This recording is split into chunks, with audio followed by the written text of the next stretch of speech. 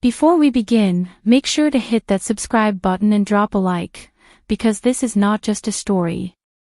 This is a calculated takedown, a blueprint for silent vengeance, and the night everything changed for good. It started on a Thursday evening, when the city of San Francisco shimmered in gold and glass reflections. High above the skyline, on the rooftop of Ashcroft Equity Partners, string lights swayed in the coastal breeze, champagne flowed freely, and music drifted like silk in the air. This was supposed to be my moment. A celebration for being appointed chairwoman of the company I had co-founded. Ariana Blake, the headline read. Brilliant. Steady. Ruthless when necessary. But beneath the praise and polished speeches, I could feel it. Something off. Something deliberate. And then I saw him. Nathan Calloway, my husband and our chief financial officer, stood near the bar, smiling like he owned the place.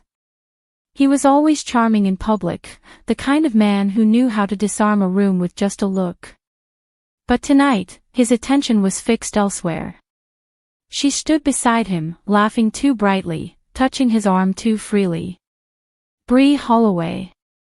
27. My intern. Or rather, our intern, as Nathan liked to phrase it after he moved her to his floor under the guise of mentorship. I watched them from across the rooftop, my champagne untouched. Every calculated glance they exchanged was choreographed like a scene from a play he thought I hadn't read.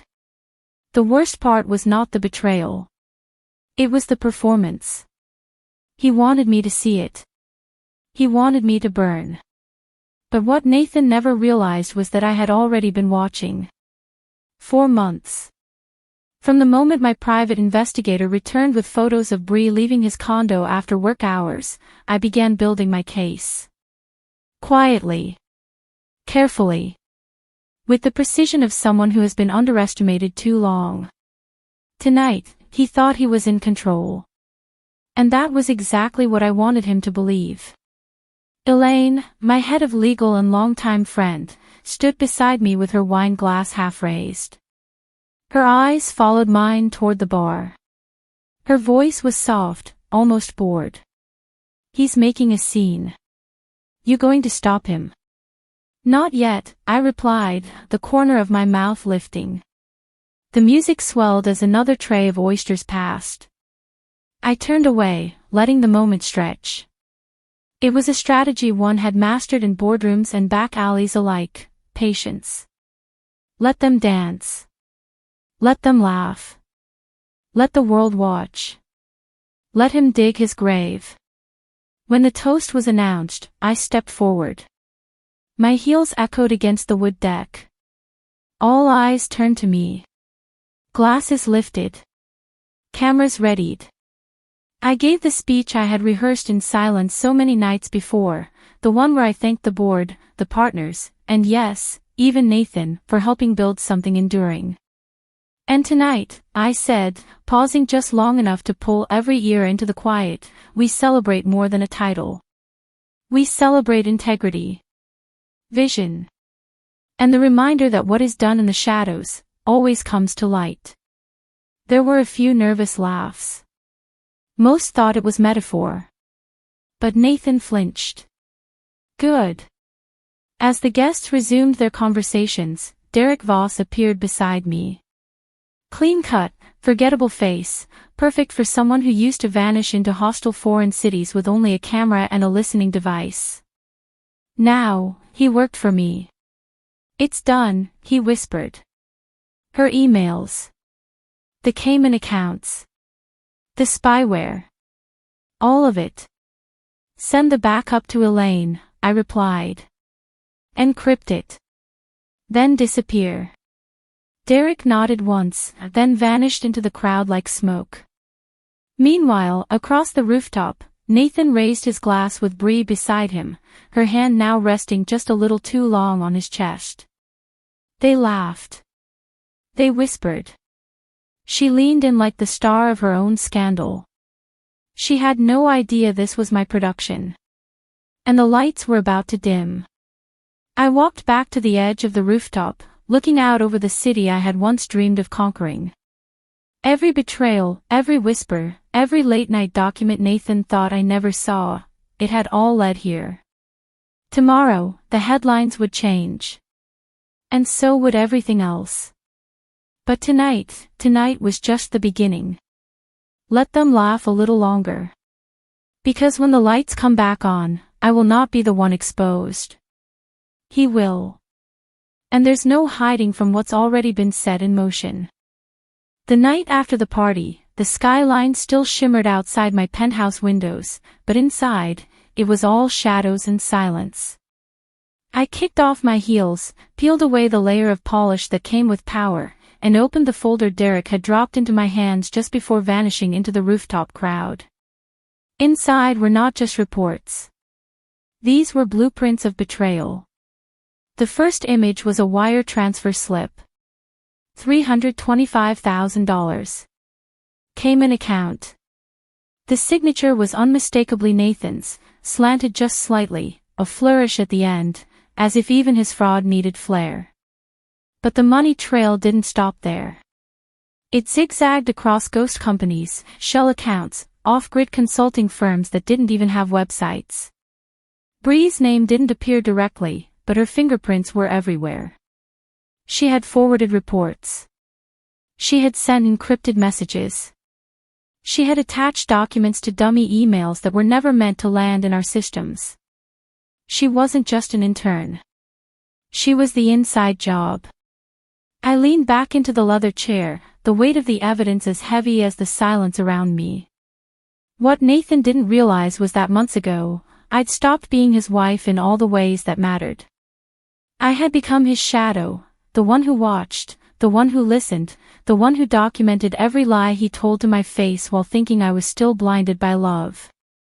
Elaine arrived an hour later, still dressed from the party, heels in her hand, hair slightly undone, the sign of a night that had played out better than expected. "You ready?" she asked, placing a USB drive on the table between us. "Every file Derek pulled is mirrored here. Plus an extra, the recording from your office 3 weeks ago." When Nathan walked in and thought the camera wasn't running, I slid the drive toward my laptop, my fingers steady, my pulse cold. The video opened. There was no need to adjust the volume. His voice was sharp and clear. "She thinks she built this company. Let her play CEO. When Vanguard signs, she's out. I'll bleed Ashcroft from the inside while she smiles for the cameras." He was pacing. Bree sat at the edge of my guest chair, notepad open, pretending to be taking dictation. Elaine didn't look at the screen. She didn't need to. She had heard it already. She just stared at me. "I assume you have a timeline?" she asked. "Monday," I said.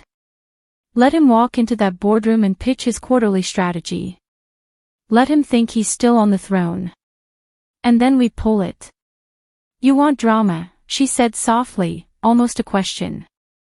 "No," I replied. "I want precision. Let every client, every investor, every board member see exactly who he is. Let them know who they trusted."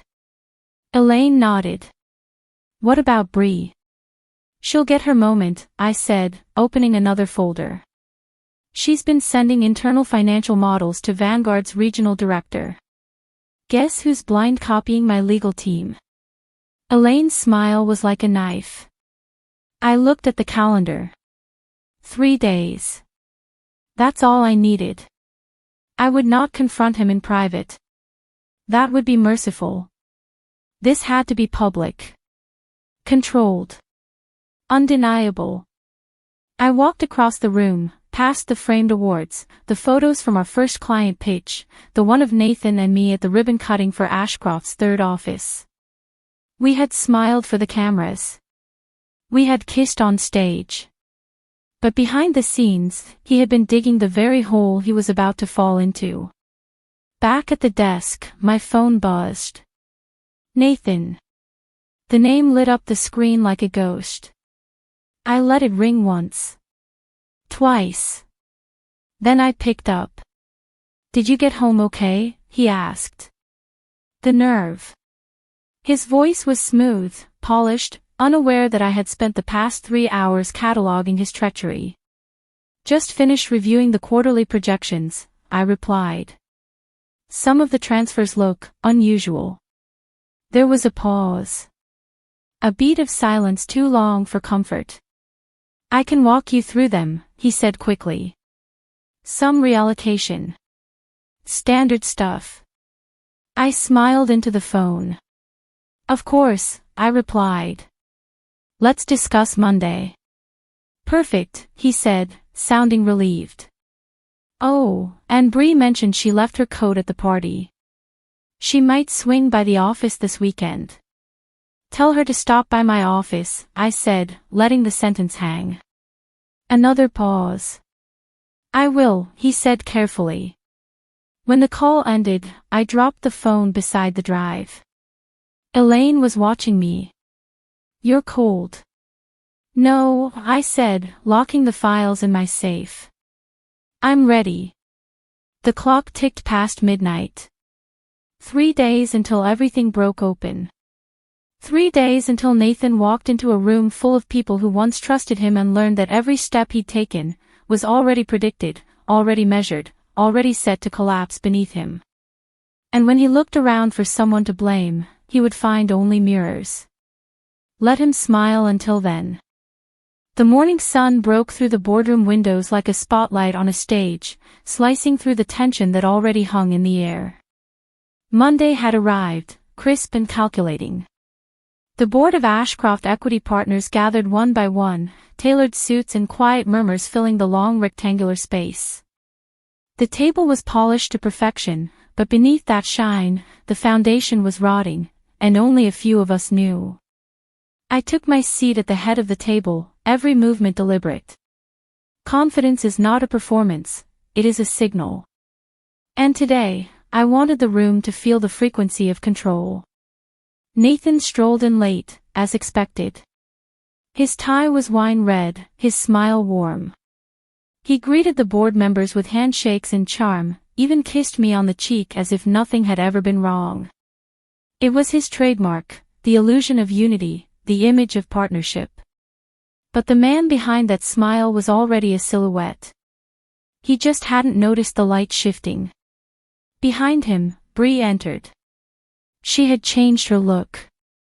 Simpler dress, glasses instead of her usual contacts, a notepad in her hand like the obedient assistant she had once pretended to be. I met her eyes for a fraction of a second. Her confidence was wavering. She could feel something in the room she didn't recognize. "Good." I nodded toward her. "Bree, take the minutes, please." "Yes, Chairwoman," she replied. Her voice was steady. But the tremble in her pen told another story. Nathan began with the quarterly update. Charts. Growth projections. Client retention data. It was all smoke, puffed through polished numbers and overinflated graphs. The board nodded politely, though a few looked more distracted than impressed. My legal team had already planted doubts in quiet conversations over the weekend. They would not speak of it yet, but they were waiting. Elaine, seated 2 chairs down, adjusted her glasses and raised a hand. "Nathan, can you walk us through the accounting methods used in consolidating the Vanguard pipeline data? I noticed a few inconsistencies in revenue timing." Nathan hesitated. "Just briefly." But in a room like this, hesitation is as loud as shouting. "Yes, of course," he said, clicking to the next slide. Some revenue was reported ahead of full contract execution to anticipate incoming capital. Elaine tilted her head. "You mean you recognized revenue before it was earned?" He smiled. But I could see it now, the tightness in his jaw, the slight twitch at the corner of his mouth. "It's within acceptable margin," he replied. "Acceptable to whom?" I asked, my voice calm. "Us or the SEC?" The air shifted. Just slightly. Nathan looked at me, searching for my tone. But I gave him nothing. The presentation continued, but the cracks had formed. He was starting to sweat, not visibly, not yet. But I knew the signs. The widening of the nostrils. The shifting weight from one foot to the other. And Bree was writing furiously, though there was nothing to record. When Nathan finally clicked off the last slide, I waited 3 full seconds before speaking. Then I folded my hands on the table and nodded.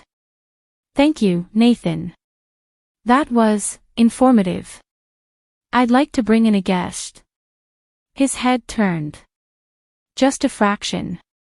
The board members looked confused, curious. I gestured toward the door. Maria, my assistant, opened it. Derek walked in wearing a tailored suit, clean-cut, clipboard in hand. He looked every bit the quiet compliance consultant.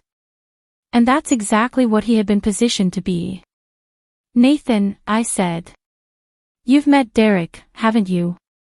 He's been conducting an internal audit. Nathan laughed, light but unsure. An audit? Why wasn't I informed? Because you weren't supposed to be, Elaine said, eyes locked on her tablet. Derek opened his folder and placed 3 thick packets on the table. These, he said, are summaries of unauthorized transactions, duplicate vendor payments, and off-ledger fund movements traced back to an account registered under a name we found quite familiar. He looked up. Mr. Calloway. This account is under your mother's maiden name. A silence rippled across the room like a wave slapping polished marble. Nathan stood slowly. I'm sorry, what are you suggesting? I'm not suggesting anything, Derek said. I'm reporting findings. The documents are here. The supporting data is already backed up in our server. Bree stood abruptly. Excuse me, I need some air.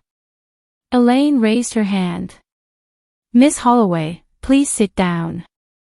Your name is included in these communications. I would recommend you listen. Her knees buckled slightly as she returned to her chair. Nathan turned to me, the mask crumbling. Ariana, he said, voice hoarse, what is this? I finally looked up at him, my expression a study in serenity. This, I said, is accountability. The very thing you asked me to champion when we founded this firm. Or did you forget that, too? He stepped back from the table.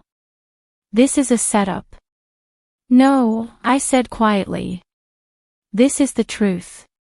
And I have spent months collecting every last piece of it. His mouth opened to argue, but I raised a hand. To the board, I move that we suspend Mr. Calloway pending external investigation. In the meantime, I propose we revoke his access to financial systems and initiate the transition of CFO responsibilities effective immediately. Elaine nodded. Seconded. One by one, the board members voted. 10 in favor. None opposed. Nathan's face was pale now. He stared at me like he had never seen me before. But I had seen him clearly for a very long time. As security approached the door, he snapped. You think you've won. You don't know what you've started. I stood slowly, stepping around the table to face him, eye to eye.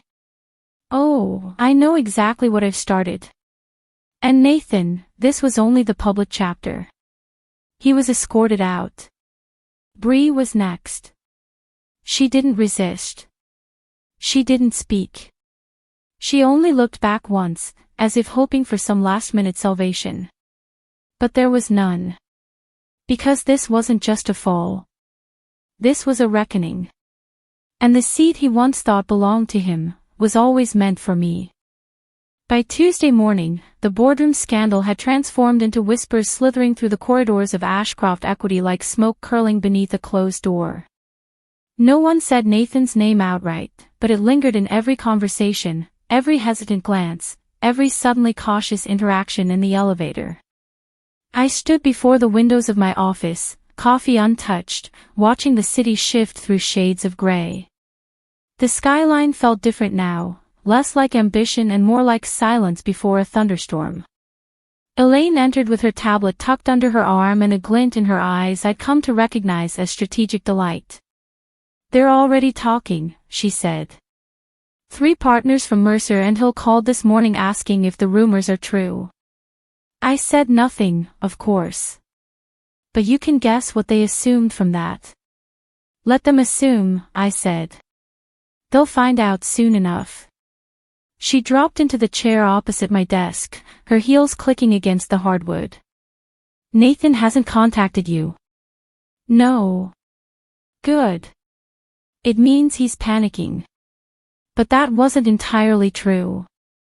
Nathan had contacted someone. Someone far more vulnerable. Jenny, his executive assistant, only 24, fresh out of business school and still terrified of missteps. She came into my office mid-morning, trembling behind her oversized glasses, holding her phone like it might explode in her hands. I don't know what to do," she said quietly. "He's been calling since last night." I gestured for her to sit. "Did you answer?" She nodded, tears threatening at the corners of her eyes. "He said he made a mistake. That you were trying to frame him. That I needed to protect myself because you were going to drag anyone close to him down too." I leaned forward. "Jenny. Look at me." She met my eyes, terrified. "You are not responsible for his choices. You did nothing wrong. But if he tries to contact you again, I need you to forward everything. Emails. Calls. Messages. Can you do that?" She hesitated, then nodded slowly. I offered her a tissue. "You're going to be fine," I said. "He chose this. You didn't." As she left the room, Elaine exhaled hard. "He's already trying to rewrite the story." "Of course he is," I said.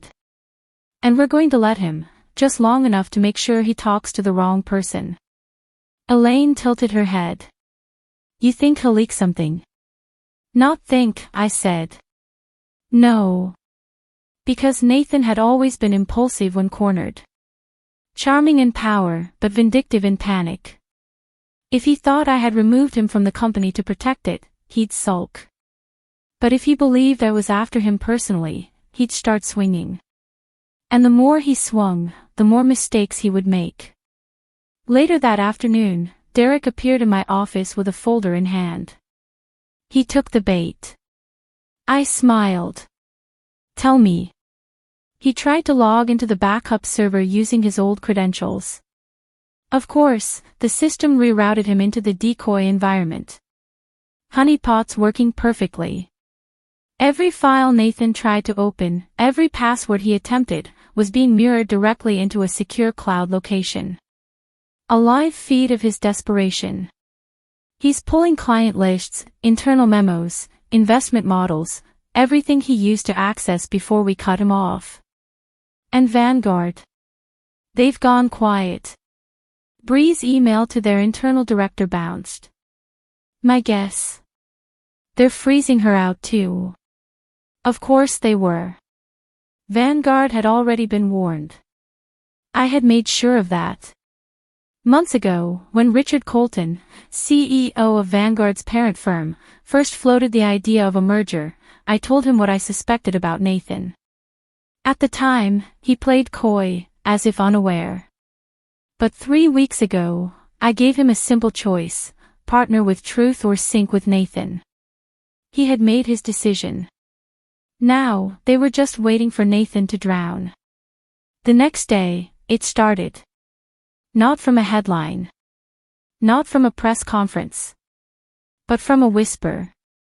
An anonymous post on an insider finance forum, referencing a high-level executive embezzling millions from a mid-size equity firm in San Francisco. No names. No proof. But everyone knew. Within hours, the story spread through encrypted group chats, discreet investor circles, and financial gossip columns. By the next morning, 2 of our largest clients requested immediate calls with me to ensure leadership continuity. A polite way of asking if the ship was sinking. Elaine handled them with precision. "We're conducting an internal restructuring," she told them.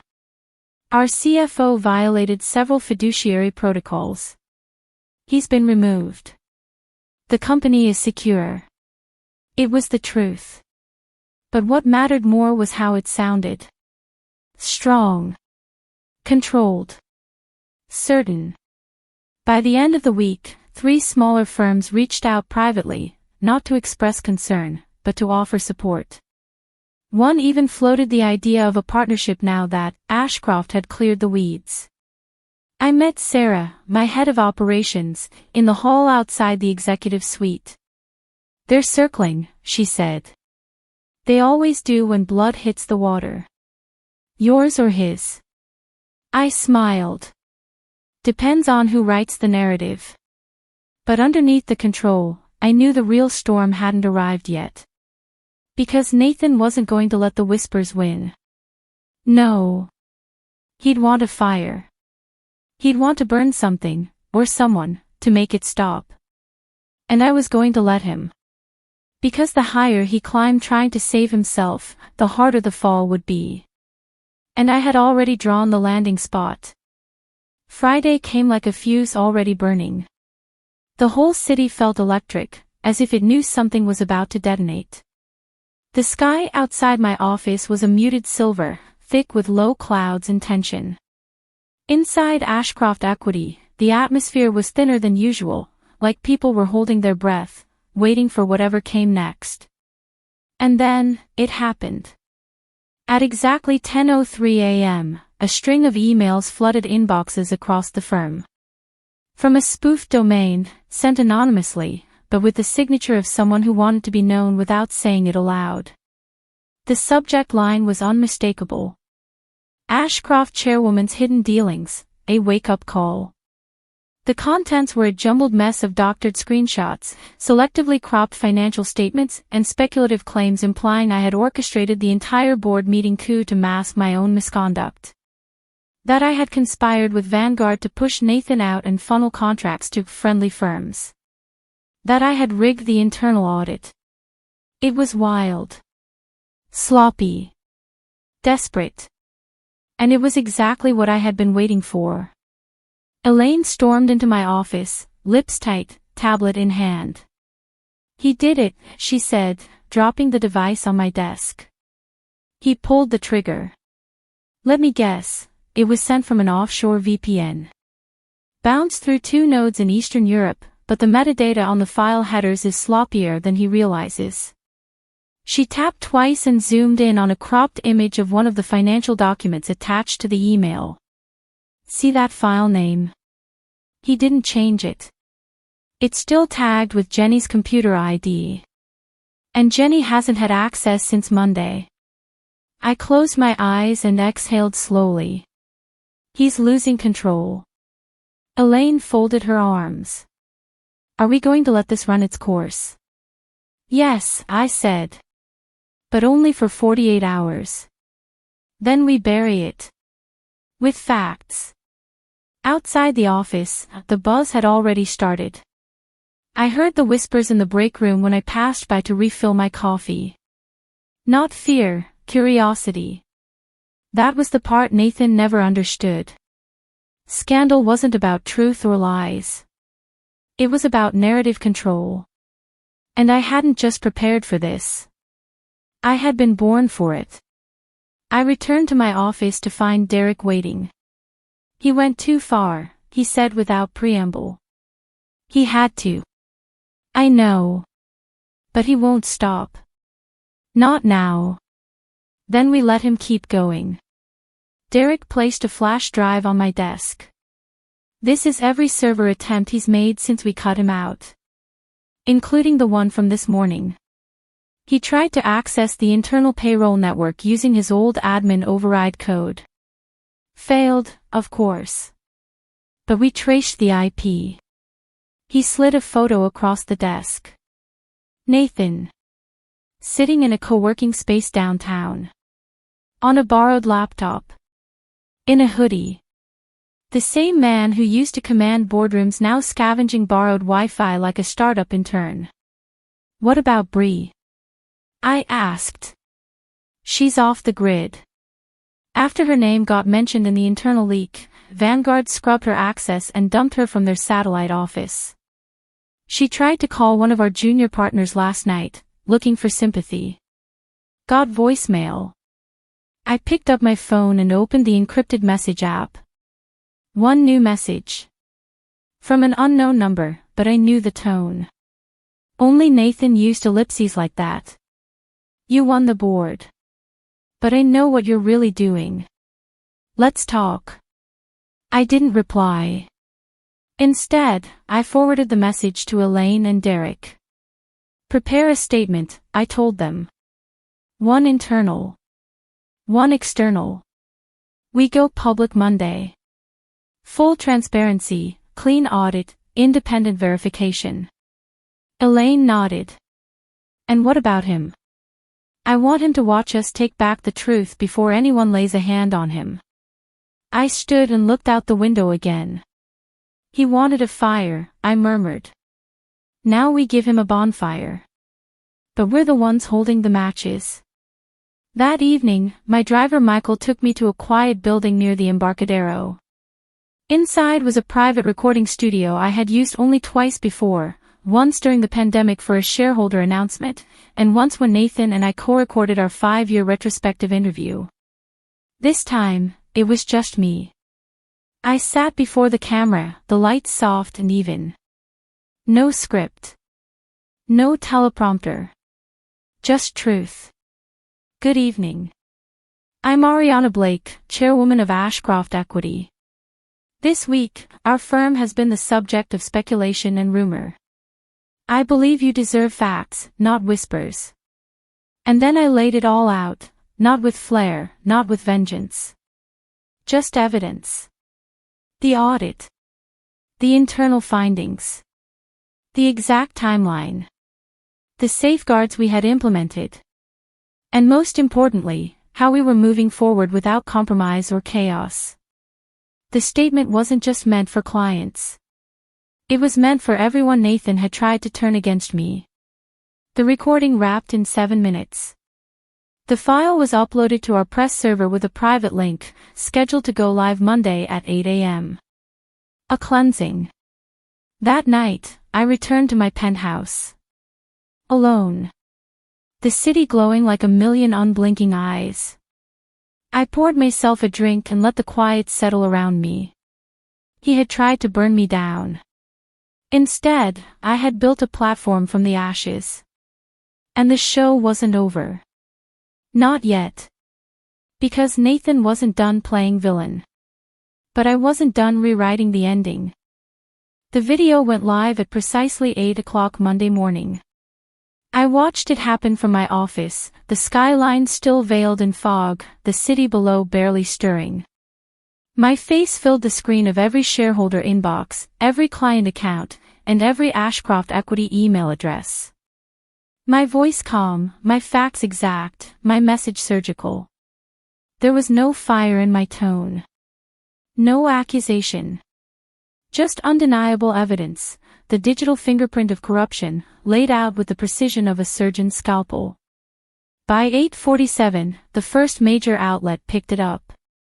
By 9:15, it was trending in the finance sector.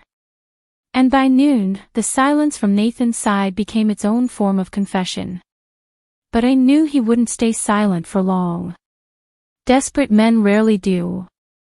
Elaine walked into my office holding a hard copy of Financial Ledger Weekly. We made the front page, she said, tossing it onto my desk. The headline read, Ashcroft chairwoman breaks silence and reshapes the industry. I leaned back in my chair, not to bask in the spotlight, but to measure its warmth. It was never about praise. It was about reclaiming the truth. Still, not everyone had seen the fire and walked away unburned. Jenny, Nathan's former assistant, had received threatening texts from an unknown number over the weekend. Derek confirmed they originated from a prepaid burner phone purchased in Sacramento. "He's reaching for leverage," Derek said. "Trying to use fear. Trying to regain ground." "But he's using the old playbook," I said. "And the rules have changed." I called Jenny into my office, offered her a private line to security, arranged for company-funded legal counsel, and made her part of our witness protection framework within the company. She cried. Not out of fear, but from relief. "I thought he would protect me," she whispered. "I really believed he would." I didn't respond. Because there was no comfort in betrayal, only the clarity that follows it. That afternoon, I received a message I hadn't expected. From Richard Colton, Vanguard CEO. He reached out to me, the message read. Offered trade secrets in exchange for reinstatement. Told him no. But you should know. Attached was a screenshot of Nathan's email. The subject line made my stomach turn. "I built this firm, now let me burn it." I forwarded it to Elaine. "This is the pivot," she said. "He's not trying to win anymore. He's trying to make you lose." "He won't," I replied. But I knew we needed to move quickly. Nathan's next move wouldn't be a whisper or a rumor. It would be something louder, bolder, and far more dangerous. At 6:30 that evening, it came. Derek burst into my office, eyes sharp. He's stolen proprietary files. A full client deck and the new market entry model. He sent them to 3 rival firms anonymously, using encrypted leaks. I closed my laptop slowly. And we already have it. Every transfer was intercepted by the honeypot server. Every email logged. Every recipient traced. He handed me a tablet. The final report is here. Time-stamped. Verified. Signed off by the external cybersecurity team. It's bulletproof. My hands didn't shake. My breath didn't change. Because this wasn't a surprise. It was the last nail I had been waiting for. I opened a secure call line. Elaine joined first. Then Agent Reed, our SEC liaison. And finally, the voice that had only ever spoken in calm threat. "Agent Reynolds," she said. "We're ready. Do you have what we discussed?" "More than enough," I replied. "Then we move at dawn." It was decided. Nathan Calloway would be arrested by federal agents at his temporary residence the next morning. He would be charged with corporate espionage, securities fraud, and multiple counts of unauthorized access to private data. And it would all begin with a knock at his door. The next morning, at 7:20, my phone buzzed. A single message from Agent Reynolds. "It's done." No sirens. No spectacle. Just silence, the sound of a man losing everything, alone. I stood by the window, watching the city stretch beneath me, and allowed myself one long breath. Not satisfaction. Not closure. Just breath. Elaine entered quietly. "He's already trending." "I don't care." "You should." "I care about what happens next. What we build from the wreckage." She handed me a letter, thick, official, sealed with the insignia of the Department of Justice. It was the formal acknowledgement of Nathan's indictment. But behind it was something more delicate. A handwritten note. The script careful. Too familiar. "You got what you wanted. I hope it was worth it." I held it between 2 fingers and dropped it in the shredder. Worth is not a thing you measure by outcome. It's measured by who you become to get there. And I was becoming someone Nathan never even saw coming. Let him rot in silence. I had work to do. The morning after Nathan's arrest, the office was quieter than I'd ever heard it. Not hushed with fear, but with reverence. Staff walked with purpose, voices lowered not by dread, but by respect for the moment that had just passed. It wasn't just the end of a crisis. It was the first day without his shadow. I stood in front of the floor-to-ceiling window in my office, arms folded, coffee cooling in my hands. The city was alive as ever below, but something in my reflection held me still. There she was. The woman who had walked through fire and walked out dressed in armor. For weeks I had been preparing for this moment, but nothing prepared me for the stillness that came after the storm. The inbox was flooded with messages. Some were congratulations, veiled behind professional language. Others were cautious inquiries from investors seeking reassurance that the company could move forward. But the one that caught my eye was from Claire. Nathan's daughter from his first marriage. She had stayed quiet through everything. Silent while her father's name was dragged through headlines. Silent while Ashcroft burned and rebuilt itself in front of the world. Her message was short. He's gone. I don't know what to feel. But thank you for letting the truth come out. Even if it hurts. I stared at her words for a long time. Because truth doesn't ask for permission. It simply arrives. And it changes everything. Later that day, I met with Sarah and Elaine in the war room. That's what we called the glass-walled strategy suite where the future of Ashcroft was always shaped. Elaine handed me a document, clean, crisp, printed on heavyweight stock. Restoration agreement, she said. It outlines how the firm will handle reputational recovery and internal restructuring. This language ensures no one, not even future partners, will have unchecked authority again. I skimmed through it, recognizing the safeguards I had built. Protections for the company. Protections for the people who trusted us. Protections from people like Nathan. Sarah placed a second folder in front of me. Jenny's proposal, she said. She's drafted a mentorship initiative, company-funded, focused on ethics in finance. Wants to help new hires learn what not to become. I opened the folder and scanned the pages. Jenny, once just an assistant, now growing into a leader. This is good, I said. Approve the funding. Let's name the program something she chooses. Sarah nodded. She suggested calling it Phoenix. Fitting. That afternoon, I walked the length of the office floor, nodding to people who had once feared speaking up, now greeting me with quiet confidence. The environment had shifted. It no longer trembled under someone's presence. It moved with purpose. Elaine caught up with me near the elevator. There's something you need to see, she said. We entered the media room. The screen was already tuned to a financial news channel. Nathan's mugshot was blurred behind the headline. Former Ashcroft CFO arrested for fraud, espionage, faces decades in prison. But the segment wasn't about him. It was about me. A pre-recorded special report. The anchor leaned forward slightly, speaking with precision.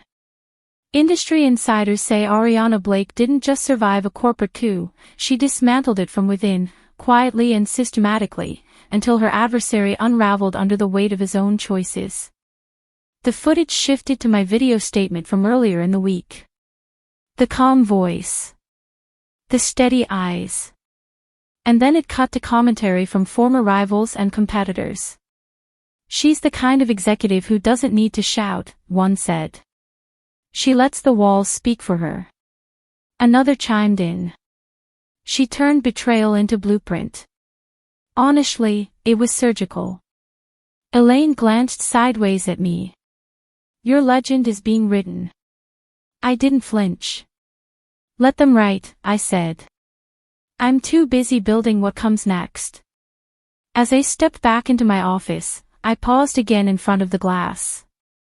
The woman staring back wasn't bitter. She wasn't broken. She wasn't vindictive. She was a builder. And builders don't gloat. They create. That night, I returned home to the penthouse and found a package waiting at my door. No sender. Just my name written in familiar penmanship. Inside, a letter. It was from Nathan's mother. "I don't know how to face what he's done," she wrote. "But I thank you for saving the company that gave him purpose once. Please don't punish the rest of us for his mistakes." She enclosed a photo. One from years ago, the three of us at an Ashcroft holiday gala. I was smiling. Nathan was whispering something into my ear. His mother stood beside us, proud. I placed the photo face down in the drawer. Some memories are no longer stories. They're warnings. And I had no intention of rereading them. The city pulsed outside my window, alive with possibility. And I wasn't chasing justice anymore. I was writing the new rules. Not for revenge. But for legacy. The conference room was filled with morning light and possibility. Sunlight sliced through the tall windows and landed in golden streaks across the table, where the future of Ashcroft Equity was about to be rewritten in ink. 12 board members sat in silence, pens poised, eyes fixed on the document before them, a legal text that didn't just contain policy changes. It carried history. Mine. The firm's. The reckoning we had survived, and the promise we were now obligated to protect. At the top of the final page, bolded and underlined, was the section we had debated for weeks. Clause 42, the Legacy Protocol. It wasn't just a clause. It was a covenant. A rule that no executive, regardless of rank or tenure, could hold financial override authority without a third-party independent audit. Every major transaction, every executive expense, every cross-border fund movement, now locked behind transparency. Elaine read the paragraph aloud, her voice steady. The purpose of this clause is not punishment. It is preservation. It exists to remind future leaders that trust is not inherited, it's earned, every day. No one spoke. And then, one by one, they signed. Sarah slid the document to me last. "Ariana," she said. "It's yours to close." I took the pen. And with one stroke, I ended the era of Nathan's unchecked power. I handed the signed packet to the notary. The room exhaled, a collective release of breath that had been held since the night of the rooftop party. "That's it then," Elaine said, rising from her chair. "Ashcroft 2.0 begins now." But outside that room, the world wasn't finished testing us. Later that afternoon, I received an unexpected message. It was from Amanda Ellis, a junior partner at Mercer and Hill, one of our oldest rival firms. Her tone was careful, almost diplomatic. "We're hearing chatter. Someone's shopping around old Ashcroft documents. Projected client valuations. The kind that shouldn't exist outside your server." I forwarded the message to Derek. Within 20 minutes, he walked into my office carrying a tablet and a scowl. He copied the backups. I blinked. Backups. Old files. Valuation sheets. Stuff we phased out last quarter. They're outdated, but if someone spins them the wrong way, it could look like manipulation. Where are they now? Derek tapped the screen. 3 attempted transmissions to overseas data brokers. 2 blocked. 1 partially succeeded. We're still tracking the endpoint. I stood slowly. He's still trying to sabotage us from inside a jail cell. No, Derek said. He did this before the arrest. A contingency. Like a virus he planted in the system. Elaine arrived minutes later, already on a call with our forensic IT team. "We can spin it," she said, pulling off her Bluetooth headset. "We released the internal timestamp logs. Prove the data is outdated and never used for official projections." It's not about truth anymore, I said. It's about momentum. He wants doubt to bloom again. Sarah entered behind her, holding a file folder. We've got a way to bury this, she said. Launch the Phoenix Mentorship Program today. It'll pull the media spotlight toward our ethics initiative and away from whatever noise is about to be made. I opened the folder. Jenny's program outline, expanded, refined, and now ready for full release. 10 men selected. 3 internal mentors. And an ethics curriculum signed off by a third-party oversight committee. Make the announcement, I said. But keep me out of the photo op. Let Jenny lead it. Sarah raised a brow. You sure? Let them see someone new. Someone real. That's the point. That afternoon, as the media buzzed with speculative headlines, Ashcroft's front lobby filled with press cameras, not for a scandal, but for the unveiling of a mentorship program designed to prevent the very kind of betrayal we had just survived. And at the center of it, Jenny stood poised, confident, delivering her speech with clear eyes and a voice steadier than I had ever heard. This company believes in growth, she said. But not just upward, inward. And that begins here, today. The applause was quiet at first. Then louder. And in that moment, I knew, Nathan's attempt to poison our future had already failed. Because we had something stronger than secrecy. We had transparency. Later that evening, Elaine joined me on the penthouse balcony.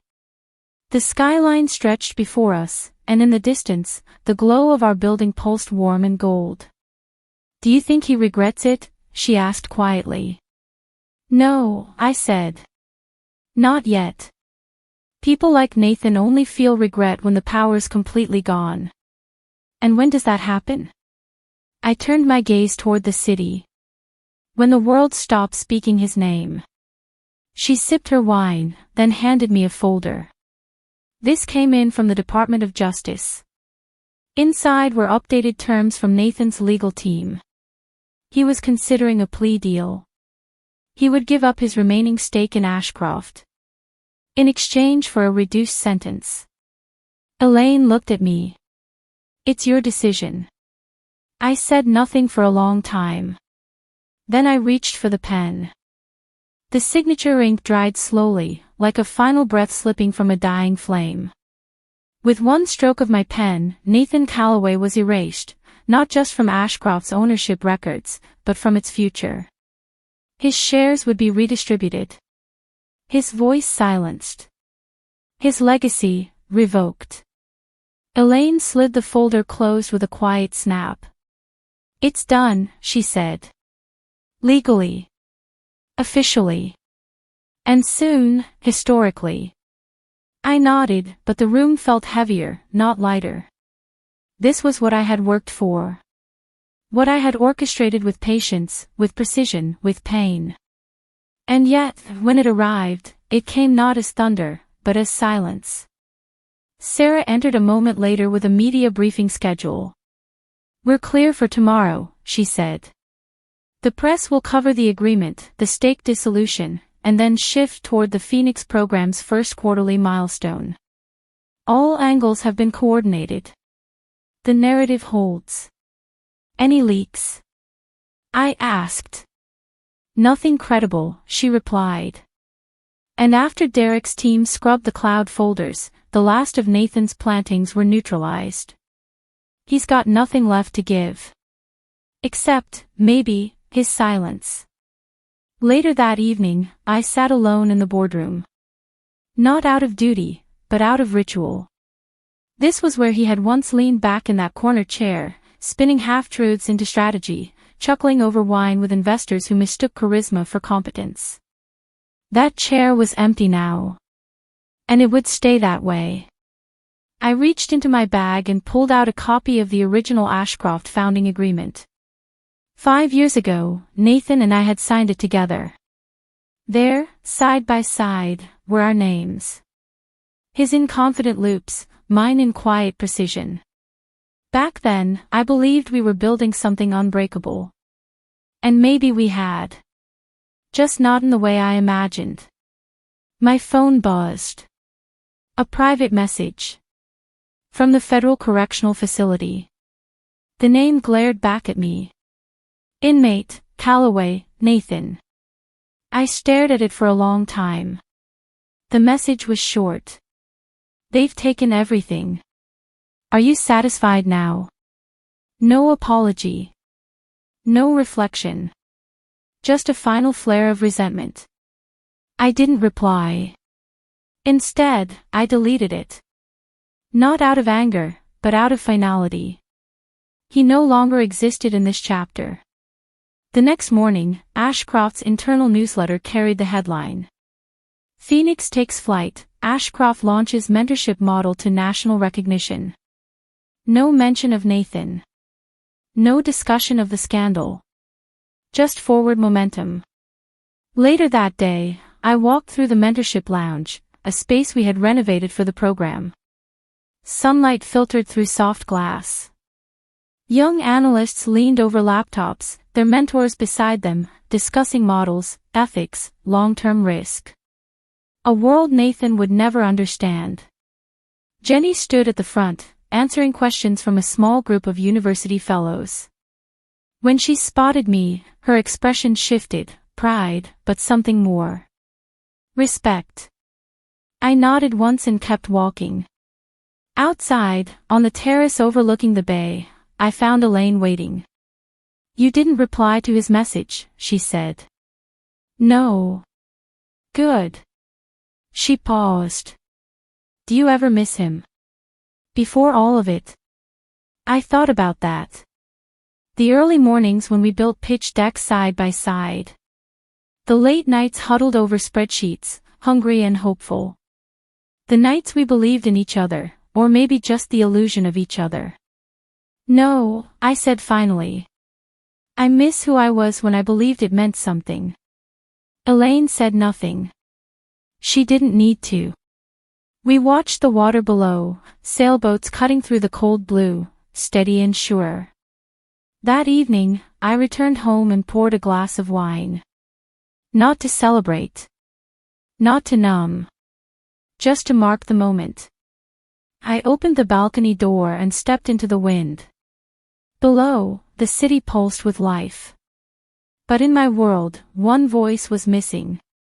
There were no more headlines. No more whispers. No more mentions of Nathan Calloway in internal meetings, or shareholder calls, or industry panels. He had become what all manipulators eventually become. A footnote. A lesson. A ghost. And in the silence after his name, I found clarity. I was no longer reacting. I was leading. At exactly midnight, I opened a blank document. Title, Legacy Planning, 2026 Vision. It would begin not with a mission, but with a memory. A warning. And a promise. That power, once abused, would never be handed down again without question. And the woman who once sat beside a king. She now wrote the laws of the kingdom. Line by line. In her own name. It had been a year. 12 months since that rooftop celebration turned reckoning. Since the wine chilled on my tongue while betrayal bloomed across the table.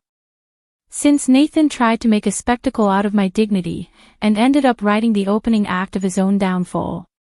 And tonight, I returned to the scene. Lum Meridian. The restaurant was exactly as I remembered it, refined, ambient, glowing like a secret.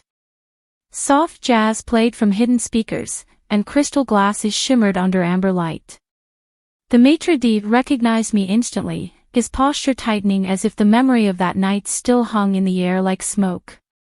Miss Blake, he said with a nervous smile. Your table is ready. But this time, there was no party. No guests. No performance. Just me. And the past, waiting politely at the edges. I took the same seat, the one I had once risen from to expose everything. The same vantage point where I had watched Nathan lean in toward Bree, whispering lies in front of colleagues and friends, believing his cruelty was clever. Now, that table sat empty. The whole section did. It was poetic. The waiter arrived with a wine list, but I waved it away gently. Just a coffee. As he disappeared, I let my fingers brush the edge of the linen. This wasn't nostalgia. It was confirmation. That place, that night, that version of me, it was gone. She had served her purpose. She had stood still while the world shifted, and when the time came, she had set it ablaze with facts and silence. Now, I sat taller. Lighter. Outside the window, the city stretched into dusk, its lights flickering awake one by one like new stars. Somewhere across the skyline was the Ashcroft Tower, now home to policies, programs, and people who understood that power must come with accountability.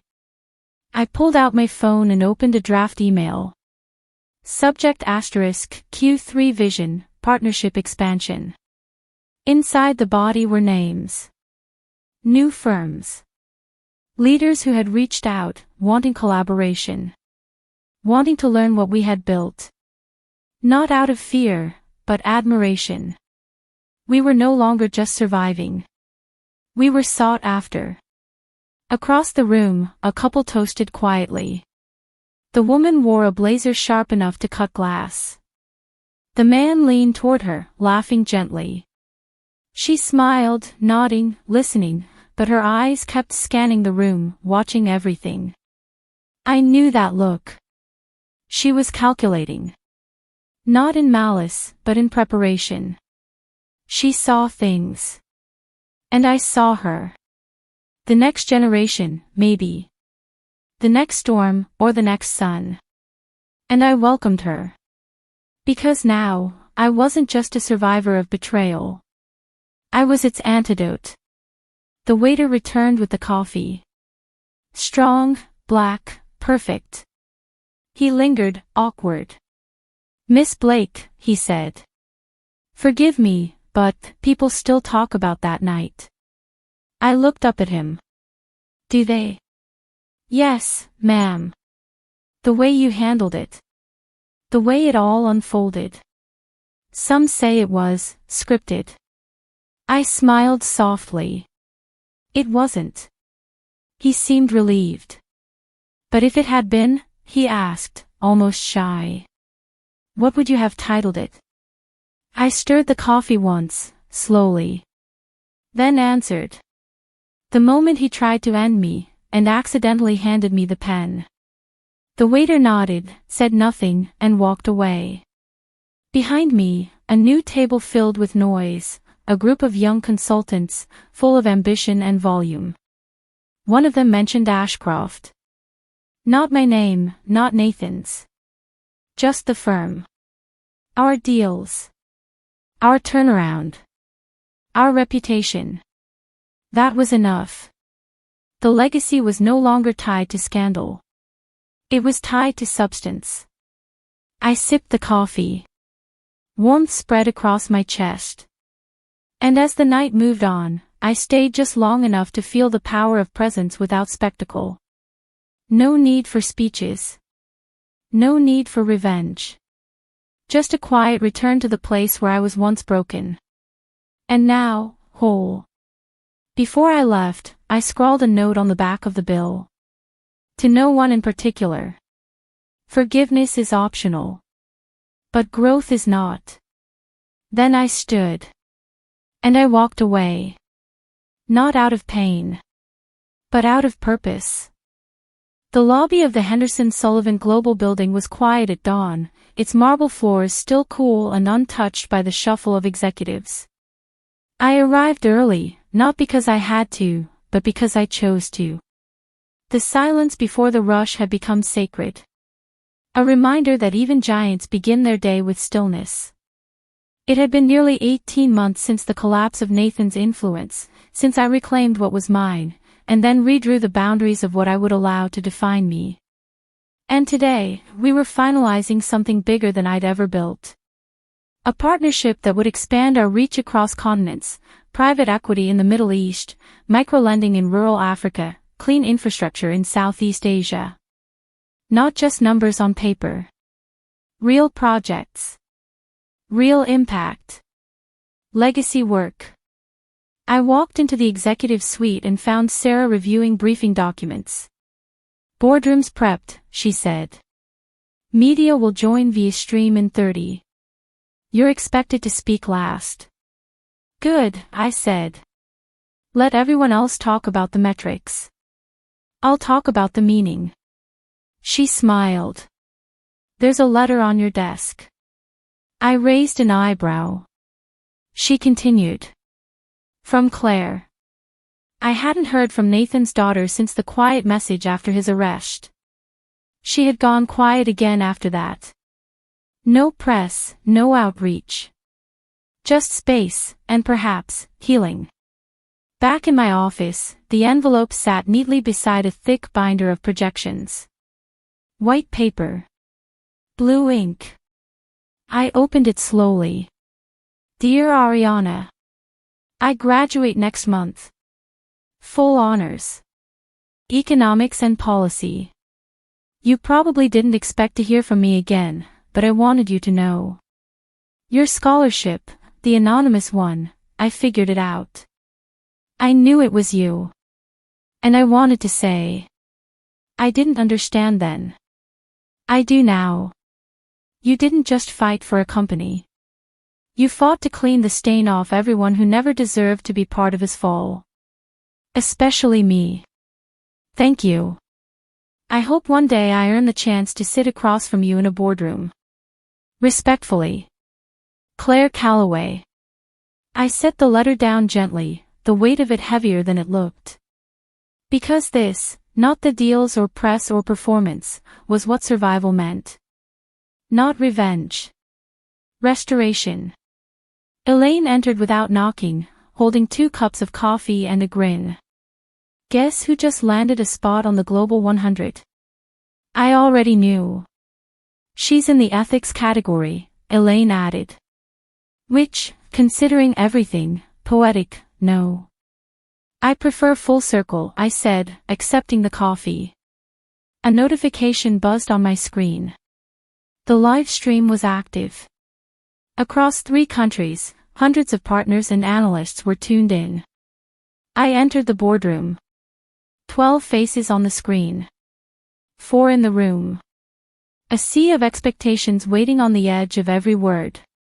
When it was my turn, I stood. Ladies and gentlemen, I began, we're here not just because of what we've survived. We're here because we chose to evolve after survival. Because we chose to take betrayal and build policy. To take scandal and build integrity. To take silence, and fill it with purpose. They listened. Not to the pitch. To the truth. And that was the difference. After the meeting, Amanda, Richard Henderson's daughter, now my co-chair, lingered in the hallway. You know, she said, they'll write books about this story someday. Let them.